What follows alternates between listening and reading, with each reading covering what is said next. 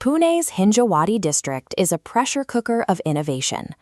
Millions of lines of code are written here every single night by developers fighting for recognition. Deep within this ecosystem was Samir. He was a brilliant, highly devoted coder, but also incredibly naive, choosing to work in complete isolation from his peers. Years spent locked in his apartment doing nothing but coding created a dangerous psychological blind spot. Samir developed an intense, almost desperate hunger to achieve overnight viral recognition on the global stage. Because he worked entirely alone, his massive technical intellect existed without a safety net.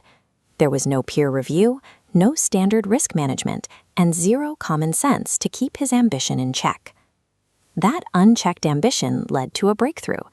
Samir created Sanjivani, an AI decryption tool designed to crack the most complex encryptions on Earth.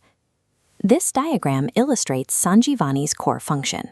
It takes completely locked, dead data systems, shown here as a shattered cube, and algorithmically reassembles them piece by piece until the original code is perfectly restored. In an industry where ransomware costs businesses billions of dollars every year, a tool that can restore data without a ransom payment removes the leverage that digital attackers rely on. Normally, software of this magnitude goes through months of rigorous corporate vetting. Samir decided to bypass all of that. He planned to debut his tool on a live stream to secure instant industry clout. To ensure true viral fame, unlocking a standard test file wouldn't be enough. Samir felt he needed a spectacle, the digital equivalent of a death-defying stunt. To find a target worthy of his live audience, he ignored standard testing protocols entirely and scoured the deep web. He chose the remnants of the Apex lion. This was a notoriously aggressive ransomware strain that international cyber authorities had neutralized, killed, and quarantined years prior. Even in its dormant state, handling this specific code is highly restricted. It sits in a digital quarantine vault, chained off and isolated, because its core architecture is built to aggressively lock networks and self-propagate. Rushing the setup for his stream, Samir made a fatal operational error. To avoid corporate red tape, he deliberately disabled his own company's internal firewalls. By stripping away these safety protocols and failing to build an isolated sandbox environment, he took a controlled experiment and turned it into a gaping vulnerability sitting right on his employer's network. With his stream live and his audience watching, Samir executed the Sanjivani tool directly onto the dormant Apex Lion file. Sanjivani flawlessly injected recursive repair protocols into the static ransomware code, bringing dead code back to life.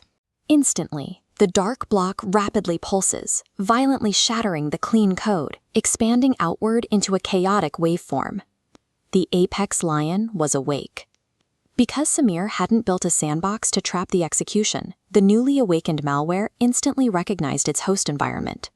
Sanjivani functioned exactly as promised, which meant it perfectly reconstructed the ultimate digital predator, granting it a direct, completely unhindered path straight into the servers of a billion-dollar company. The Apex Lion broke out of Samir's terminal at lightning speed. It flooded into the Hinjawadi corporate servers, aggressively corrupting the network infrastructure and turning every connected system against itself. A rapid cascade of failures followed. Within seconds, thousands of employee terminals, proprietary databases, and internal communications locked down completely, paralyzed by the expanding infection. The cruelest twist of the attack happened right at the source. The ransomware's very first major target was Samir's own local development server. The malware encrypted and then permanently deleted his life's work, including the only existing master code for the Sanjivani AI itself. In his rush to prove his creation's immense capability, Samir inadvertently provided the exact mechanism required for its total erasure. The real-world fallout hit immediately. The tech firm suffered massive financial and reputational damage, and Samir was instantly fired. He now faces severe legal ruin, held entirely liable for his gross negligence and his deliberate choice to bypass the company's internal security parameters. Samir's career was eclipsed by the threat he chose to revive. He was entirely consumed by the monster he brought back to life for a few moments of attention. The danger here didn't come from a flaw in Samir's code. His tool worked perfectly.